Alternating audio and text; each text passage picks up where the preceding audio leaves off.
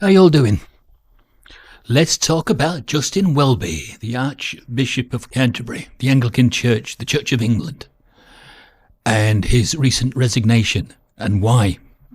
This is quite important. Well, I suppose you could quote a scripture at him, couldn't you? You want to know what that scripture is?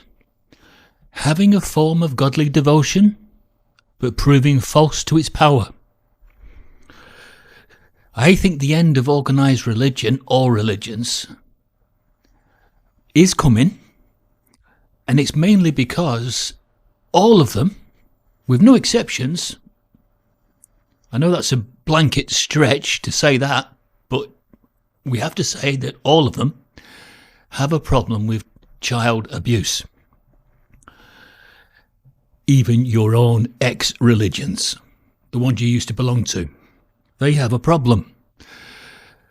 But the Church of England, wow, 100 that they know about. And they allowed the other priest to die, didn't they? They allowed him to carry out all this abuse and not embarrass the church, because it's all about keeping the money rolling in.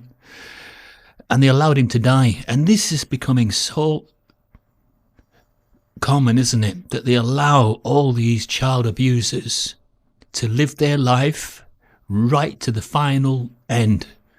And then when they die of natural causes, then it comes out about them having all this attached to their name. The fact that they were prolific child abusers, young men and even younger. But Justin Welby, wow. So he gives a statement, and in this statement, is he asking for forgiveness? He's saying,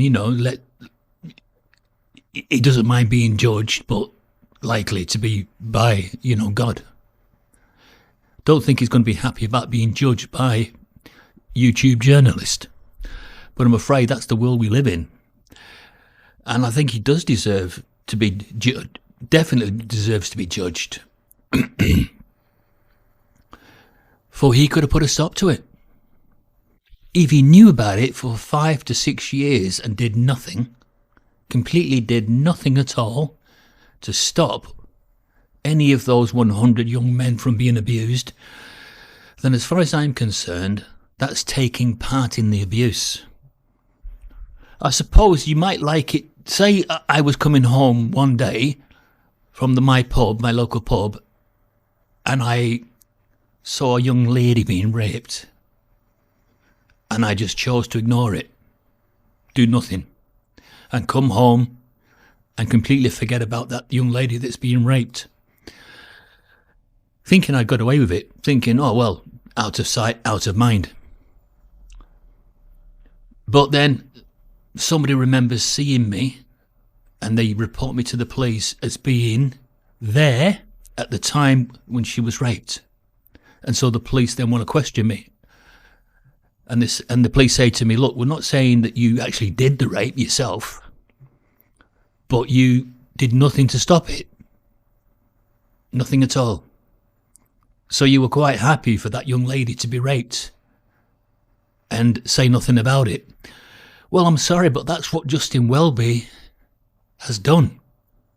He has stayed silent when he should have spoke up. And for me, an apology is not enough. Him issuing that apology earlier, wording it the way he's worded it, he thinks that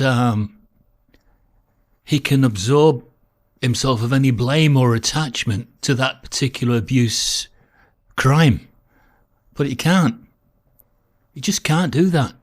He has to probably answer to the law now as to why he chose to put the Church of England above the welfare and the health of these young boys. So I'm thinking that he probably didn't act in a singular way. He probably discussed it with the hierarchy, the clergy, and it would have been a probably an opinion by them all that it was best not to mention it, because I don't believe that Welby acted alone.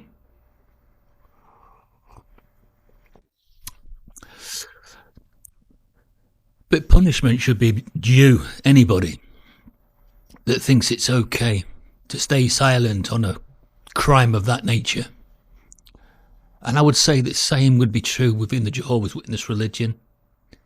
If you knew that a young person in the congregation was being abused and you did nothing, you chose to completely stay silent about it, then you are complicit in that particular abuse yourself.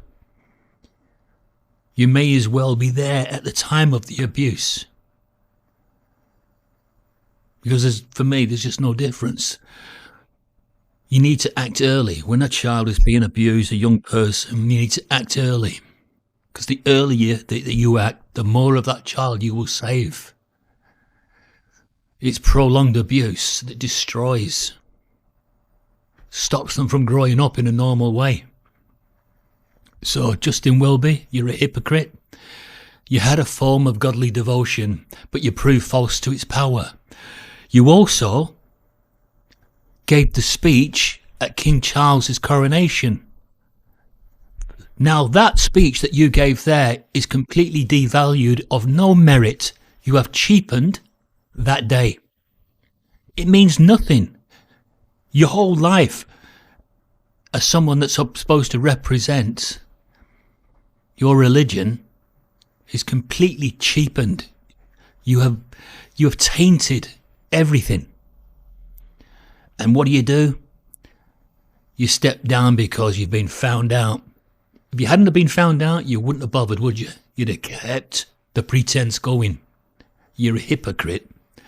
And when religion's all gone, worldwide, I think people will suddenly think to themselves what hypocrites most religions were.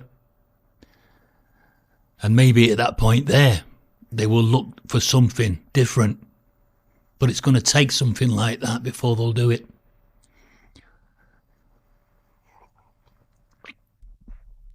I'll see you.